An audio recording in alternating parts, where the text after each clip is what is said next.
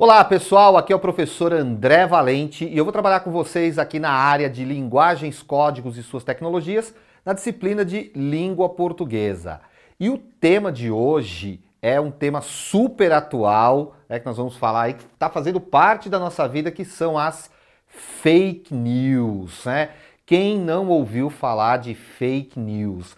Na verdade, na história da humanidade aí sempre teve alguma historinha que não era bem verdade, né? Quem nunca ouviu falar, por exemplo, que tomar leite com manga podia até matar, né?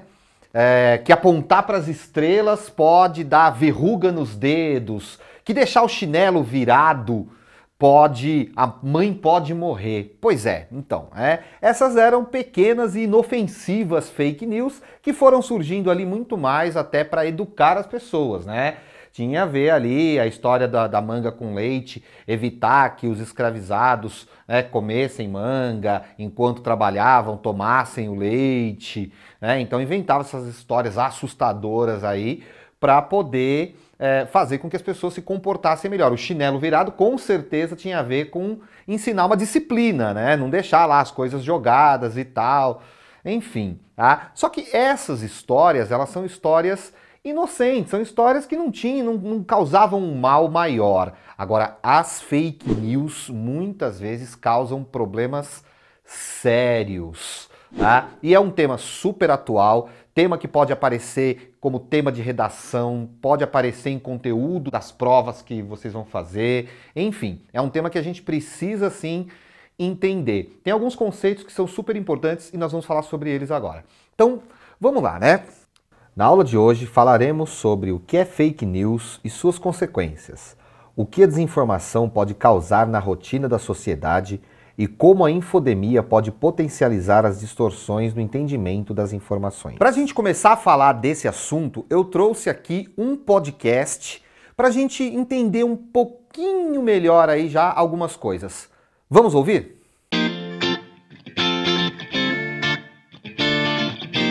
O sistema Cantareira, que abastece a região metropolitana de São Paulo, voltou a ganhar as manchetes após ficar com menos de 50% de sua capacidade. E isso antes do período tradicionalmente mais seco do ano, a partir de junho. Professor do Departamento de Ciências Atmosféricas da USP, Augusto José Pereira Filho, analisa para nós. Professor, há influência dessas chuvas acumuladas de abril que foram menores esse ano em comparação com 2017? Certamente há um impacto, né, na reposição dessa água reservada no Cantareira. E a tendência, segundo o prognóstico climático, daqui até a primavera é de chuvas abaixo do normal. E em grande parte por razão desse esperado inverno um pouco mais frio, ou talvez em algumas semanas bem mais frios do que o que tem sido observado. Frio significa menos precipitação e, portanto, nós estamos caminhando para um período aí de diminuição das chuvas, agora no outono e no inverno, e também na primavera, o que deve reduzir ainda mais a reservação nos sistemas da Sabesp aqui em São Paulo, em especial no Cantareira. A situação é muito melhor do que a de 2014 na mesma época, mas sem dúvida uma situação de tendência à diminuição do armazenamento. Agora, lembrando que esse número, 48,3%, é sobre o volume útil. Há também aquele volume que foi utilizado em 2014 e 2015, particularmente 2015, chamada reserva técnica. E somada a reserva técnica, então nós temos um total aí disponível da ordem de 60%. Então, uma situação bem menos crítica do que a a partir de 2014, mas mesmo assim preocupante, porque se a gente olha para o histórico anterior, de 2013 até 2008, a reservação da água no Cantareira ela tem sempre sido abaixo dessa média histórica. E isso voltando a um período então aí de 4 anos, né, professor? De lá para cá o governo fez obras de interligações entre os reservatórios, desde esse auge aí da crise hídrica. Há, no entanto, um padrão cíclico. É possível prever isso ou analisar isso na questão do clima? Isso. Esses períodos de mais chuva, como por exemplo foi 2010, né, muito chuvoso, que por sinal levou o Cantareira ao volume próximo de 100% em 2010, né, é seguido por períodos de menos chuva. É uma situação aqui, nós estamos numa área onde pode haver muita chuva, assim também menos chuva, e relacionada com esses padrões de El Niño, Laninha e outros efeitos, né, ano a ano, que causam essa forte oscilação. Mas nesses últimos anos, o que tem se observado é particularmente no período de inverno, uma evapotranspiração, ou seja, evaporação da água da superfície dos lagos, dos rios e transpiração das plantas, né, maior, né, no período de inverno. E também dado o consumo por causa também das temperaturas relativamente mais altas no ambiente urbano, então isso resulta num aumento também do consumo. Então, evapotranspira mais, há um aumento do consumo incremental no inverno, embora ele caia em relação ao verão, por causa da baixa temperatura. E isso, então, é um problema porque há uma diminuição do armazenamento da água e isso significa que nós precisamos conservar esse bem comum, né? E sempre ter uma atitude em relação ao consumo, né? De consumir aquilo que é necessário e não desperdiçar água. Análise do professor Augusto José Pereira Filho, do Instituto de Astronomia, Geofísica e Ciências Atmosféricas da USP. Fábio Rubira, para a Rádio USP. Bom, como vocês viram aí, né, vocês viram que é preciso tomar cuidado com informações que a gente recebe. A fake news é um fenômeno que acabou ficando aí bastante, né, divulgado, bastante difundido, né, nisso que a gente está chamando de era da informação, né? Hoje o maior produto que está aí circulando no nosso dia a dia é justamente a informação. Todo mundo está com o celular na mão, todo mundo está conectado de alguma maneira, então a gente está aí o tempo todo sendo atingido por inúmeras informações, né? Como vocês viram no podcast, a gente precisa tomar cuidado, precisa pensar bem, verificar a origem, são dicas básicas aí para a gente evitar as fake news, né? Bom, falando de fake news, a gente precisa diferenciar alguns conceitos aí. São 3 conceitos que são importantíssimos, né? O próprio conceito de fake news, a ideia da desinformação e o conceito de infodemia. Então, ao longo da nossa aula, a gente vai saber aí o que significa cada uma dessas palavras. Para começar, o que é fake news? Evita-se admitir que o termo fake news, notícias falsas, possua um significado direto ou comumente compreendido. Isso ocorre porque notícias significam informações verificáveis de interesse público e as informações que não atendem a esses padrões não merecem o rótulo de notícias. Nesse sentido, então, a expressão notícias falsas é um oxímoro, que exprime conceitos contraditórios, que se presta a danificar a credibilidade da informação, que de fato atende ao limiar de verificabilidade e interesse público. Isto é, notícias reais. Unesco 2018. Bom, como a gente viu aí, fake news então é esse tipo de informação falsa, né? E aí tem essa questão, né? Não se gosta muito de tratar de notícias falsas, porque o jornalismo tem essa preocupação em verificar a fonte da notícia, verificar a veracidade. Existe uma preocupação com a credibilidade da notícia. Porém, na atualidade, isso está sendo revisto, porque infelizmente o fato é que muita notícia falsa anda circulando, né? Como eu disse já, né? Com a internet, com a informação correndo aí pelas redes sociais, é muito comum que notícias falsas, notícias que não foram verificadas, sejam divulgadas como verdade. E o problema das fake news é que elas comprometem aquilo que é de fato notícia importante.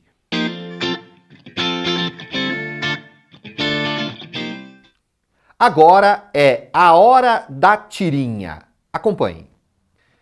Eugênia, a engenheira. Já faz quase um mês do assassinato da vereadora Marielle Franco e ainda temos que lidar com fake news sobre ela. É uma irresponsabilidade com a vida das pessoas. Isso precisa acabar. O compartilhamento de informações falsas é crime contra a honra. Ainda bem que estão sendo processadas. A condenação também contempla o pagamento de indenização por danos morais. Tomara que este crime seja logo resolvido e que as pessoas parem de compartilhar informações falsas. A Marielle, como nós, lutava por igualdade social, pelos direitos das mulheres e pelo fim do racismo. Mais do que nunca, a luta por um país justo e democrático deve continuar.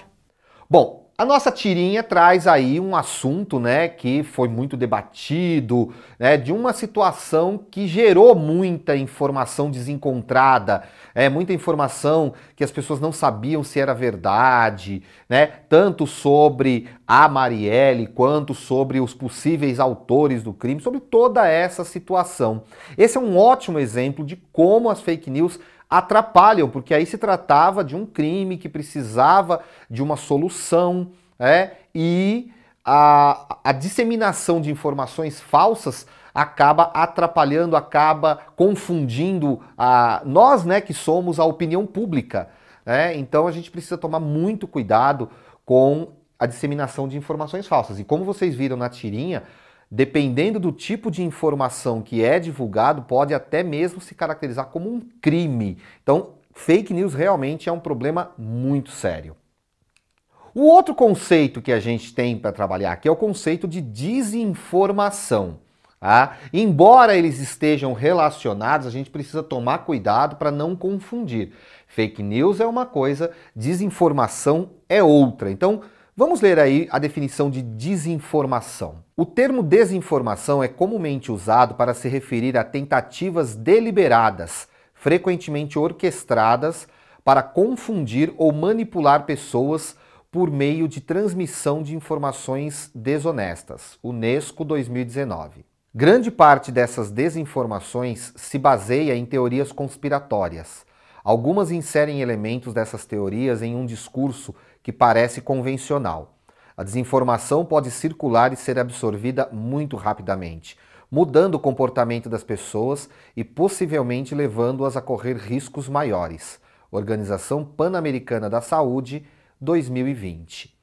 Bom, como a gente viu aí, quando a gente fala de fake news, a gente está falando de informações equivocadas, né? Tradução aí, notícias falsas, é isso, tá? Quando a gente fala de desinformação, aí a gente está falando de algo muito mais sério. A desinformação, como diz aí na definição, é uma tentativa deliberada. O que significa essa palavra, né? Uma tentativa deliberada é algo que foi pensado, é algo que foi planejado para ser assim. Então, as fake news, muitas vezes, é aquela informação que a gente recebe, como a gente já viu anteriormente, é uma informação que às vezes a gente recebe e a gente fica impressionado, acha, né, nossa, olha, você viu isso, e vai lá e pá, bota no grupo da família, dos amigos, joga na rede social, comenta com todo mundo e é assim que a fake news se espalha. Mas nós não fazemos isso por maldade, né? Nós fazemos isso porque nós acabamos sendo levados a acreditar na fake news. No caso da desinformação, o caso é muito mais grave, a situação é muito mais séria. A desinformação ela foi pensada para confundir, para manipular, ou seja, existe uma intenção na desinformação. A fake news ela pode ser uma ferramenta de desinformação. Então a gente precisa separar as duas coisas. Elas estão diretamente relacionadas. Quem muitas vezes dispara uma fake news está pensando em causar desinformação. Mas são dois conceitos diferentes aí que a gente precisa distinguir. Aqui nesse infográfico a gente consegue ver de forma resumida a diferença da fake news para a desinformação. Então olha só, né? Fake news são informações falsas e causam aí opiniões desordenadas, porque algumas pessoas acreditam, outras pessoas não acreditam. Algumas fake news, nós batemos o olho e já falamos, não é possível que seja isso. E não acreditamos de forma alguma, outras deixam uma certa dúvida, será que é? Será que não é? Então isso é a fake news. A desinformação, ela tem o intuito de manipular, ou seja, de causar determinados comportamentos, de causar determinadas reações das pessoas, né, de fazer com que as pessoas realmente acreditem naquilo e tenham determinadas reações, trazer determinadas consequências. Ela busca confundir e influenciar decisões e pessoas. Aqui a gente tem um exemplo, né, de uma informação que foi passada aí via rede social por um celular. Vamos dar uma olhadinha? Então olha só, né, nós vemos aí, repasse interessante. Plantar bananeiras 3 vezes ao dia previne contra a Covid. Médicos da UFXYCA dos Estados Unidos provam 100%. Se você não enviar para outras 50 pessoas, é porque você torce para o vírus. E aí nós já temos lá o comentário do Zé Carlos, que diz, que doideira é essa?